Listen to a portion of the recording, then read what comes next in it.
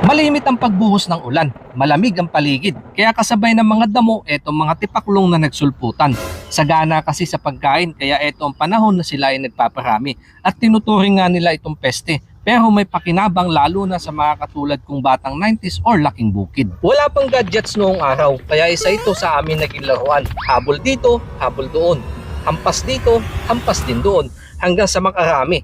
May halaga ang bawat salapi, kaya sa halip na bumili ng chichirya, eto na lang ang aming nagiging merienda. Kasama ang barkada, iihawin lang namin sa tingting, hati-hati, sabay tawanan kahit ang mga tuhod ay puro gasgas na.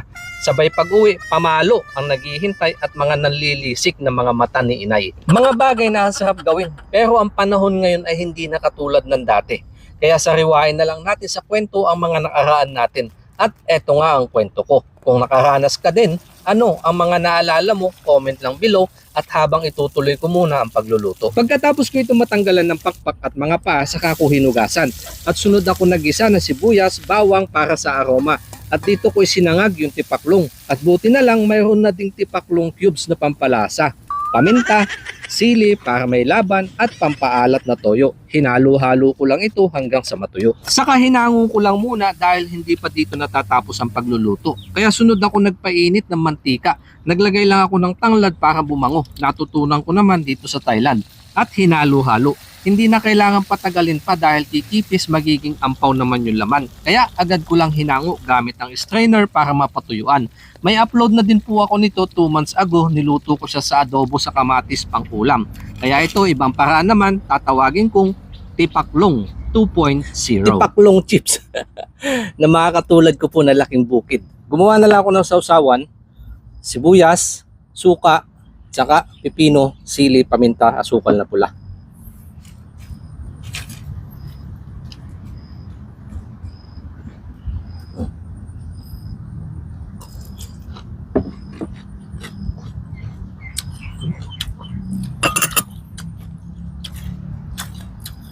Crunchy siya sa labas, kung maririnig nyo naman po.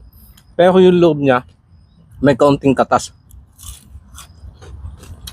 At yung lasa niya natapos sa loob yung adobo. Yung lasa ng adobo. Saka yung anghang. May kaunting alat at yung kombinasyon nga po nitong tamis anghang na suka, ang sarap po niya sa bibig. Hindi po ako naglabas ng kanin dahil mas masarap to yung ganito lang pinapapak ko, kaya naman pinupulutan. Dahil pag inulam to, sagnitan lang, ubos agad yan. Kaya ang hirap pa namang hulihin nito.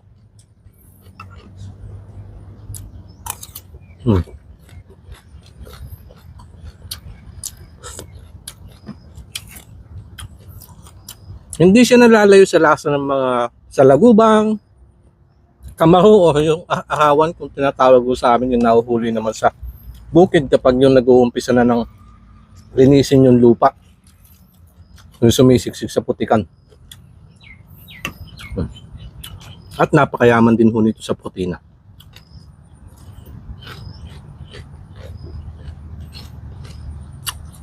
Yung katas niya sa bibig, sarap.